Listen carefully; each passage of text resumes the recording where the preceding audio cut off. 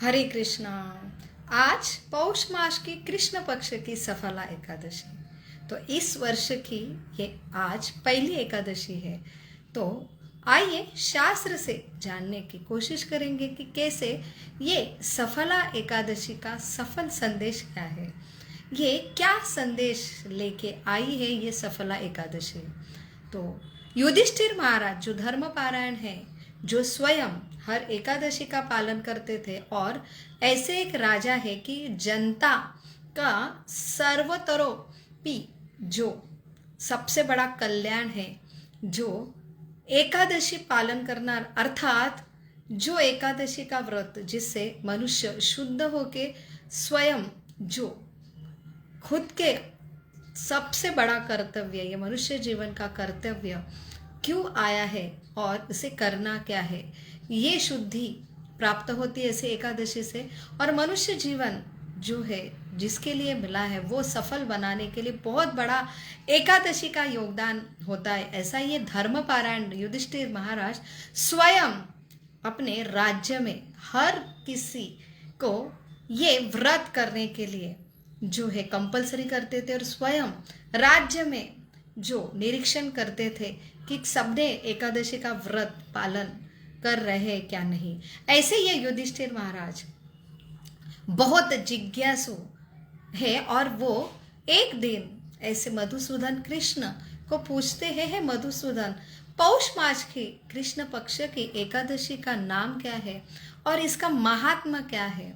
तो उत्तर में कृष्ण संबोधित करते हैं कि सुनो राजन, जो सर्वश्रेष्ठ सर्पों में ऐसे ये अनंत शेष नाग है, पक्षियों में गरुड़ जी है, नदियों में गंगा है, देवों में विष्णु है, ऐसे ये सर्वश्रेष्ठ दिन में एकादशी का व्रत है।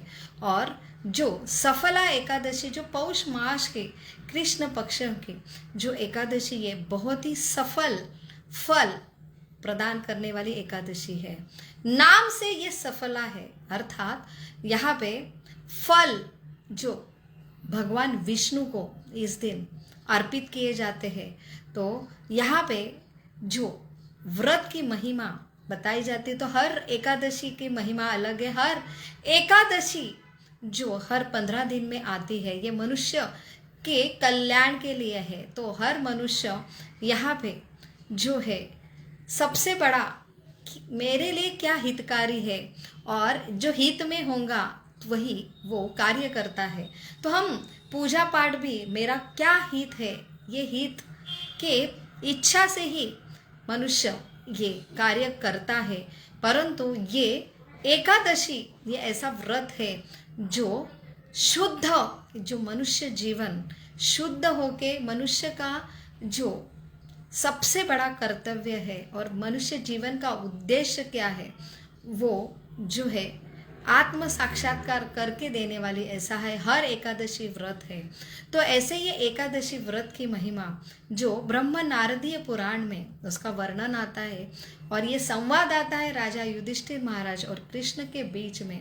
तो आइए आज के जीवन में ये एकादशी ये क्या पूजा व्रत है, और इसका आज के आधुनिक ऐसे ये हम जो साइंस का युग है इसमें हम कैसे समझें, तो शास्त्र से हम आज जानने का प्रयास करेंगे।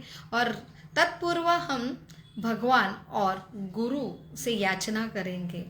ओम अज्ञानतिमिरान्धस्य ज्ञानाञ्जनशलाकया चक्षुरुन्मीलितं येन तस्मै श्री गुरवे नमः। नमो विष्णुपदाय कृष्णपृष्ठाय भूतले श्रीमते भक्तिवेदांत स्वामी इति नामिने। नमस्ते सरस्वती देवे गौरवाणी प्रचारिणे निर्विशेष शून्यवादी पाश्चात्य देशतारिणे। वाञ्छाकल्पतरुभ्यश्च कृपा सिन्धुभ्य एव च पतितानां पावनेभ्यो वैष्णवेभ्यो नमो नमः। जय श्री श्री कृष्ण चैतन्य प्रभो नित्यानंद श्री अद्वैत गदाधर शिवासादि गौर भक्तवृंद। हरे कृष्णा कृष्णा कृष्णा हरे हरे, हरे राम राम राम हरे हरे। मूकं करोति वाचालं पंगुं लंघते गिरिं यत्कृपातमहं वन्दे श्रीगुरु दीनतारिण परमानंद माधवम श्री चैतन्यम ईश्वरम। मनुष्य को एक विशेष बुद्धि प्रदान की है ये सृष्टि ने।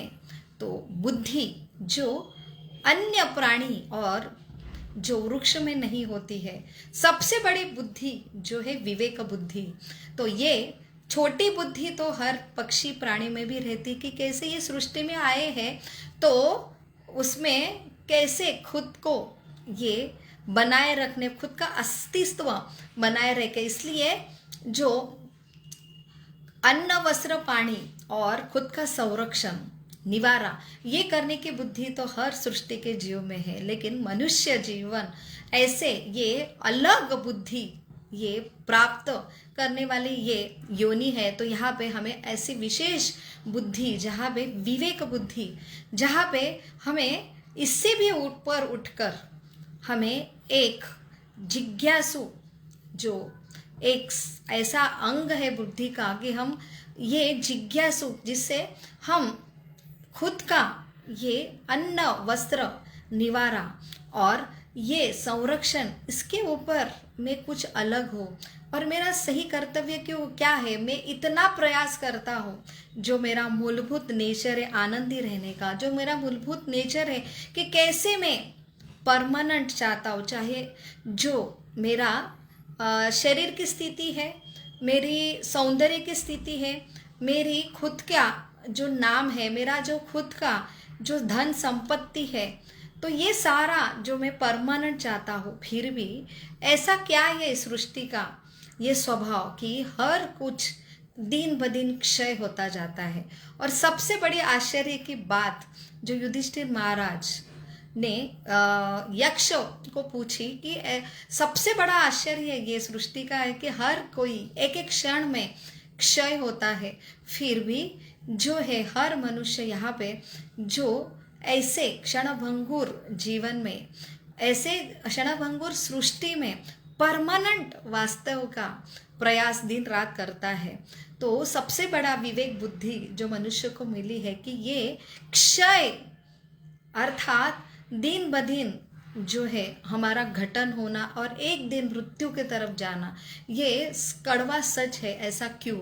और इससे भी ऊपर जो है जीवन क्या है, तो इसके लिए मनुष्य जीवन मिला है। तो यही आज सफला एकादशी हमें संदेश दे रही है कि जीवन में सही में सफलता चाहिए, तो सबसे बड़ा जो विवेक बुद्धि हमें मिला है मनुष्य जीवन, तो ये विवेक बुद्धि भी अगर जो मनुष्य जीवन में जो नियम दिया है, तो हर अगर हम सोसाइटी में देखते हैं तो हर अगर कोई सरकार के नियम है, कोई कंपनी के नियम है, तो जो कर्मचारी है तो उनके लिए कुछ नियम होते हैं। वैसे ये सृष्टि के जो रहने वाले जो नियम है, मनुष्य के लिए भी एक नियम है। तो वो नियम क्यों दिए जाते हैं कि वो समझे कि उनका कर्तव्य क्या है। ये सृष्टि द्वारा ही हमें शरीर प्राप्त होता है, ये सृष्टि के घटक द्वारा ही हम यहाँ पे जीवन व्यतीत करते हैं। तो पूरा हम सृष्टि के ऊपर निर्भर होते हैं, तो इस सृष्टि के भी नियम है।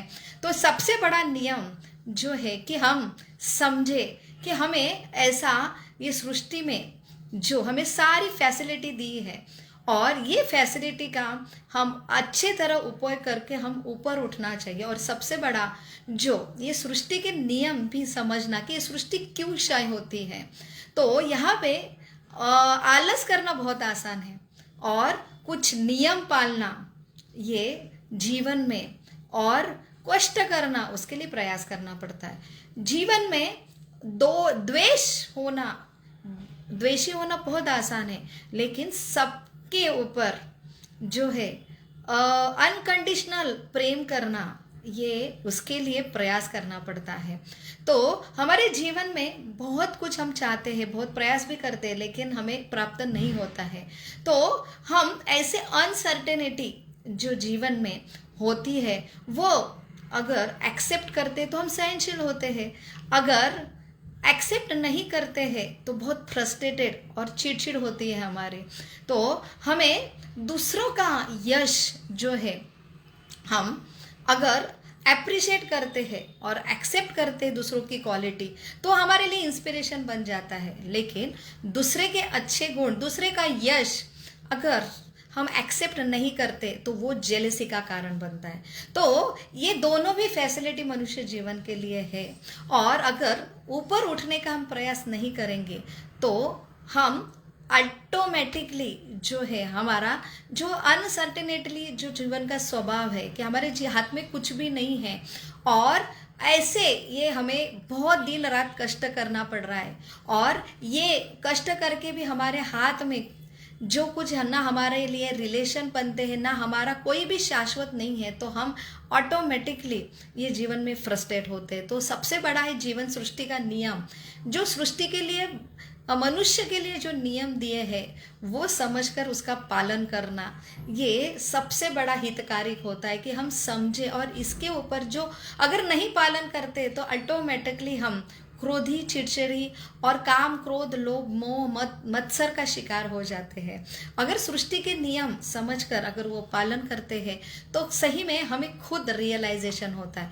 तो हम 4 प्रकार के नॉलेज होते हैं। एक हम सिर्फ समझकर डायरेक्ट या पढ़कर हम वो ज्ञान प्राप्त करते हैं, वो प्रत्यक्ष नॉलेज होता है, जो हम सुप्रीम अथॉरिटी, जैसे एक विद्यार्थी है और स्कूल में जाता है, पढ़कर भी समझ सकता है, लेकिन उसको जो है ऐसे अध्यापक से अध्ययन करने पर उसका जो नॉलेज है वो अपग्रेड होता है, जो वो खुद पढ़कर नहीं समझ सकता है, तो वो और सुपीरियर नॉलेज, प्रत्यक्ष नॉलेज से है, ज्ञान से वो सुपीरियर होता है।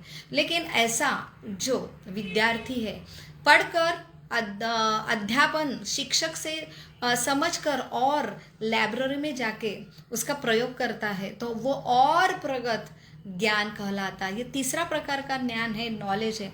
चौथा प्रकार का नॉलेज ये है कि ये सृष्टि में जो हम अध्ययन करते हैं, ज्ञान लेते हैं, तो इससे भी परे जो सूक्ष्म तत्व का ज्ञान है, जो जैसे मन है, तो मन हम नहीं समझ सकते, नहीं देख सकते, लेकिन ये बहुत पावरफुल है, और उसके ऊपर बुद्धि, उसके ऊपर अहंकार, ऐसे सूक्ष्म तत्व, और ये सृष्टि के भी बहुत अंदर भी तत्व है, बाहर भी तत्व है, उसका जो नॉलेज है, जो शास्त्र प्रदान करते हैं, तो ये और चौथा प्रकार का जो प्रगत नॉलेज है, ज्ञान है।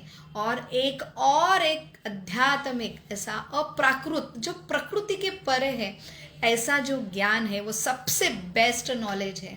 तो इसलिए ये हमारे संस्कृति में ऐसे उपवास आते हैं, तो हमें लगता है कि उपवास है अर्थात मुझे कुछ प्राप्त करने के लिए, जो है कि मेरी आकांक्षा है वो पूर्ति करने के लिए। तो इसलिए आधुनिक जो साइंस के ऊपर विश्वास करते हैं, तो वो कोई देव देवता पूजा को नहीं मानते हैं। तो ये क्योंकि मैं क्यों दूसरे के सामने हाथ, मेरे जो है कि मैं हाथ फैलाऊं, मेरे में इतनी क्षमता है, तो बहुत अच्छी बात है कि हम जो है आत्मनिर्भर है। और ये जो एकादशी का व्रत है वो सबसे अलग व्रत है, सारे व्रत में ये सर्वश्रेष्ठ व्रत है, क्योंकि ये व्रत हमें कुछ मांगने के लिए नहीं करना चाहिए, ये नहीं है, बल्कि खुद के अंदर जो है कि जो हम अपने आँखों से, अपनी इंद्रिय से नहीं समझ सकते, जैसे मन नहीं समझ सकते, ना मन नियंत्रित कर सकते हैं, तो ना देख सकते हैं, वैसे अनेक सूक्ष्म तत्व अंदर छुपे हैं। और हमारा ही ऐसे ये व्रत हमें मनुष्य जीवन के लिए बता है कि जिससे मनुष्य शुद्ध होता है।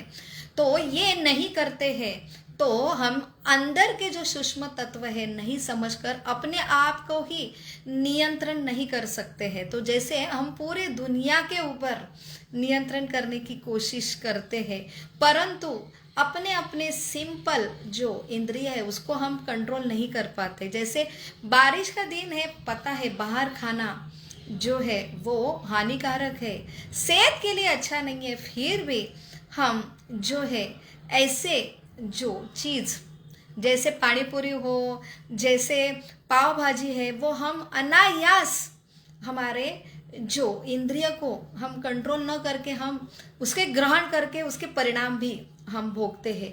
तो ये सिंपल है कि इंद्रिय कंट्रोल, ऊपर से मन कंट्रोल। जैसे आज इतना मीडिया का प्रभाव है और हम जैसे मोबाइल अच्छे हमारे हॉबीज के काम के लिए, बहुत इंपॉर्टेंट काम के लिए लेते हैं, लेकिन अनायास हम कहाँ तक चले जाते हैं।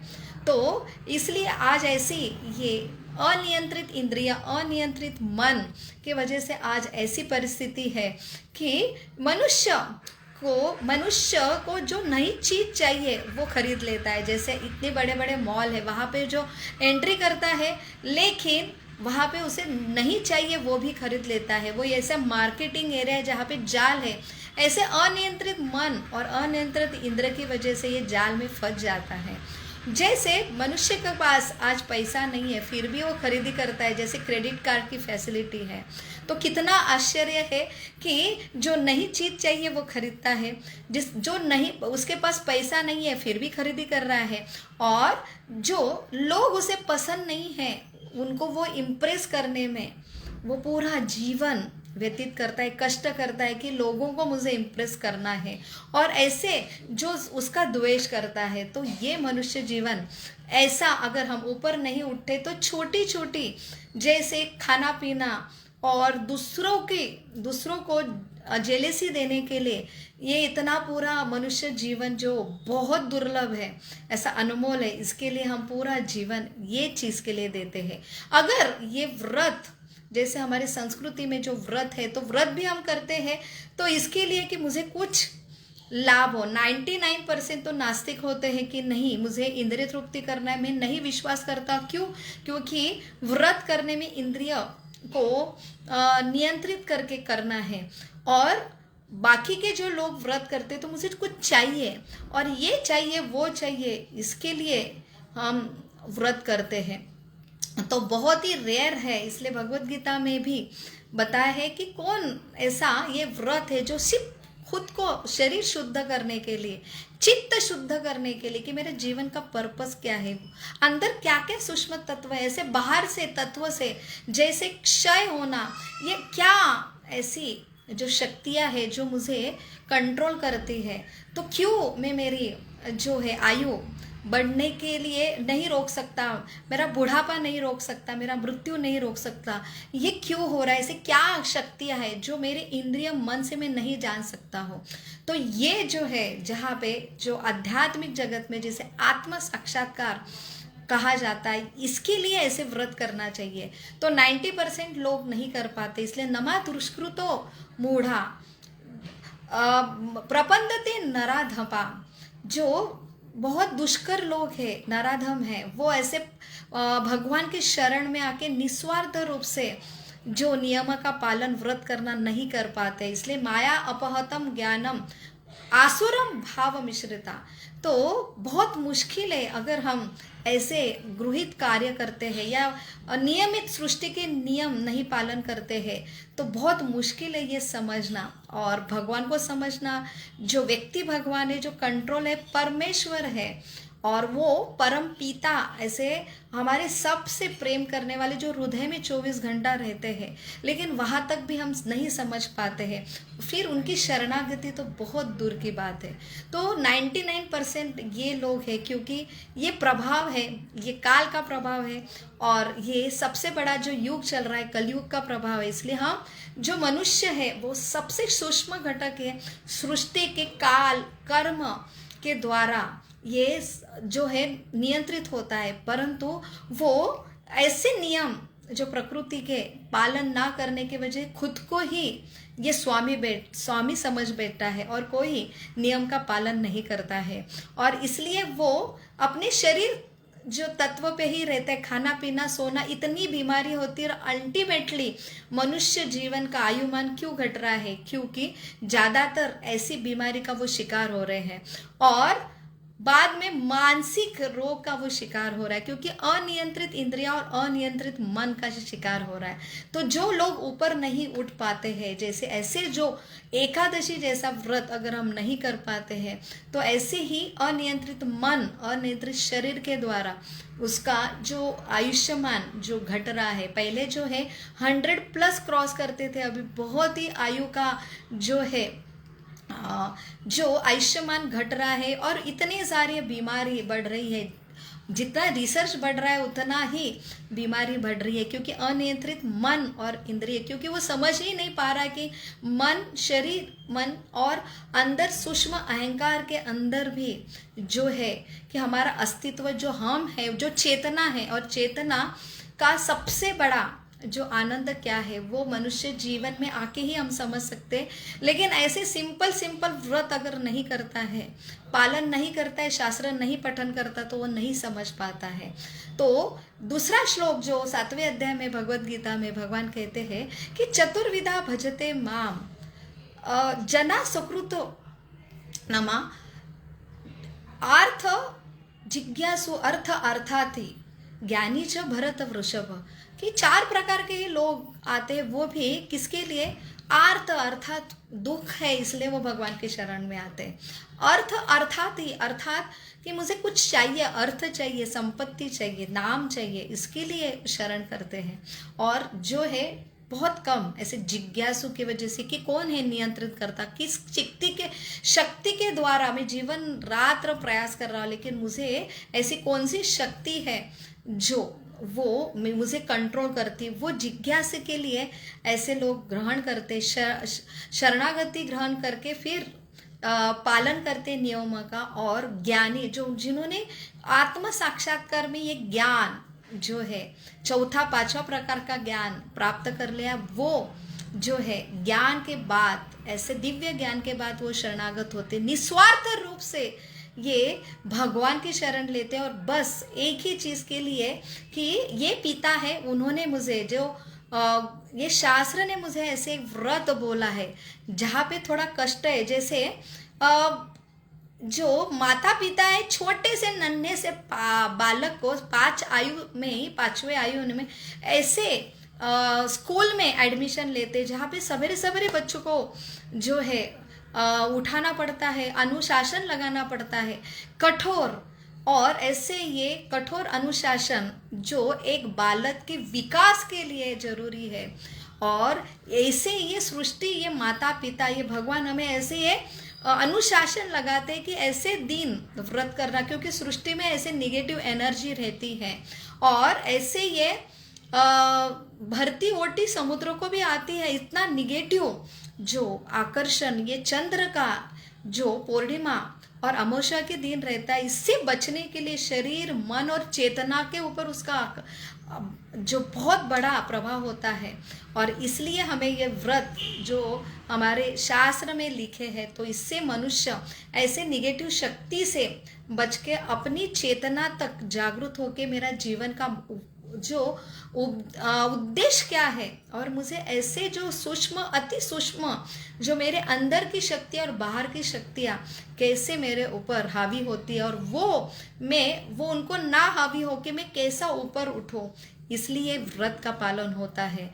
तो इसलिए आज की एकादशी में ऐसे ही उत्तर भगवान कृष्ण ने युधिष्ठिर को बताइए। सफला एकादशी जो है, जो यहाँ पे एक संदेश देती है कि ऐसे ही एक कथा आती है जो घटित हुई है, जो चंपकवती ये शहर में ऐसा बहिष्मति नाम के राजा थे, बहुत ही धर्मपरायण राजा थे, और उन्होंने ऐसे ये धर्मपरायण, धर्म अर्थात जो कर्तव्य है, बेसिक कर्तव्य है, तो मैं उपास कर रहा हूँ तो मुझे कुछ चाहिए इसलिए नहीं है, एक कर्तव्य सृष्टि में अपनी चेतना अच्छी रहने के लिए, बुरे प्रभाव से बचने के लिए ये व्रत करना, ये हर 15 दिन में, 1 महीने में जो सृष्टि के चक्र बदलते हैं, तो ऐसे अलग अलग त्योहार आते हैं, ऐसे अलग अलग त्योहार में अलग अलग देव देवता की उपासना करना, ये जो धर्म परायण करने वाले ऐसे राजा थे। ऐसे ये राजा का एक चंपक नाम का एक पुत्र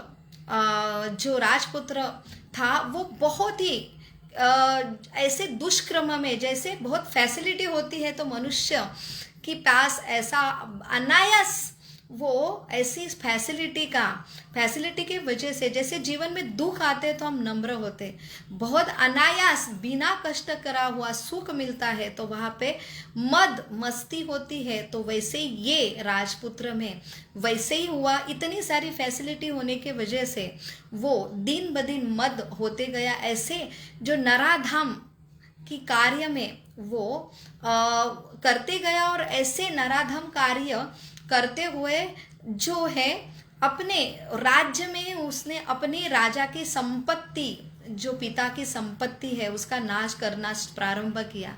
तब जाके राजा ने, और ऐसा ये पूरा प्रजा को भी बहुत ही उसका जो नराधम का जो बहुत ही उस हानि पहुंचाने प्रारंभ हुआ, तब राजा ने बहुत ही कड़क अनुशासन से अपने पुत्र को ही राज्य से निकाल दिया। तो ऐसा ये पुत्र जो जंगल में जो भटक रहा है, उसकी जो नियति, जो संस्कार बन गए हैं कि कैसे दुष्कर कार्य करना है, नराधम कार्य कर रहा है, तो जंगल में भी वो ऐसे ही प्राणियों की हत्या करते गया। तो सृष्टि का हर अंग का नियम है, हर सृष्टि का अंग, चाहे पक्षी हो चाहे वृक्ष, वो एक दूसरे के ऊपर निर्भर होते। सृष्टि के जो जैसे हर्बीवोरस एनिमल है, शाकाहारी एनिमल शाकाहारी ग्रहण करते हैं, मांसाहारी प्राणी मांसाहारी ग्रहण करते हैं, पशु पक्षी और वृक्ष को भी जो सृष्टि ने दिया है वही वो नियम का पालन करता है। बस एक मनुष्य है कि जिसे एक्स्ट्रा बुद्धि मिली है तो उसका वो दुरुपयोग करता है, दूसरे का कैसा शोषण करो। तो ऐसा ही ये राजपुत्र इतना उसको पनिशमेंट अनुशासन मिलने पर उसकी जो नियत बन गई थी, संस्कार, वही वो कर रहा था। और एक दिन ऐसा हुआ कि रात भर वो बहुत ही उसको ठंडी के वजह से बहुत ही उसके शरीर जो बहुत ही वीक हो गया, और रात भर वो अपने दर्द के वजह से, वेदना के वजह से, बहुत ही ठंडी की वजह से रात भर सो नहीं पाया। दूसरे दिन उसको दिन भर भटकने पर कुछ भी खाने को नहीं प्राप्त हुआ, और दूसरे दिन अहो चमत्कार ऐसा हुआ कि वो ऐसे ये जंगल में एक वट वृक्ष का उसने सहारा लिया, और वट वृक्ष में जैसे सवेरे हुआ तो एक विमान दिव्य वहाँ पे उसके सामने प्रकट हुआ, और उसमें उसको जो है कि उसने जो व्रत ऑटोमेटिकली उससे हुआ वो था आज का सफल एकादशी का दिन। तो पहले दिन दशमी से उसने पूरा रात भर उसकी नींद नहीं हुई, और दूसरे दिन उसको कुछ भी खाने को नहीं मिला है। तो ऐसा ये नराधम होके भी अनायास ये एकादशी का उससे पालन होता है, तो भी कितना ये फल मिलता है। ऐसा ये सफला एकादशी की ये कथा है। वह पे अपने पिता के घर वो वहाँ पे विमान, वो दिव्य विमान लेके जाता है, और वहाँ पे फिर शुद्ध होने के वजह से उसे ये एहसास होता है, रियलाइजेशन होता है कि कैसा ये मैं राजा का राजपुत्र होके भी जहाँ पे इतनी सारी फैसिलिटी है तो वो मैं उसका उपयोग न करके मैं कैसे ये दुष्कर्म में चला गया, मैं कैसे नराधम कार्य करता गया।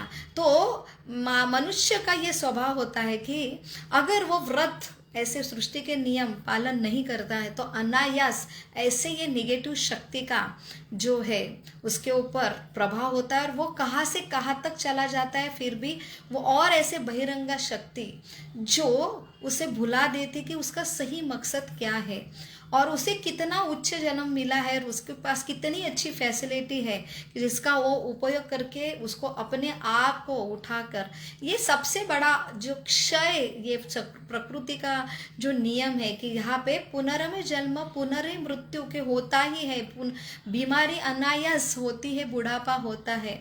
तो सबसे जरूरी हम ये चेतना में, ये शरीर में ही रह के सबसे बड़ा, ये सबसे बड़ी मुक्ति की परिभाषा की ऐसे काम क्रोध लोभ मोह मत्सर से मुक्ति का अनुभव कर सकते। ये चेतना अगर शुद्ध होती है, ऐसे व्रत जो है निस्वार्थ रूप से सिर्फ ये सृष्टि ने, ये शास्त्र ने हमें दिए हैं, और ऐसे ये अधिकृत शास्त्र में एक मनुष्य को शुद्धिकरण के लिए व्रत दिए हैं।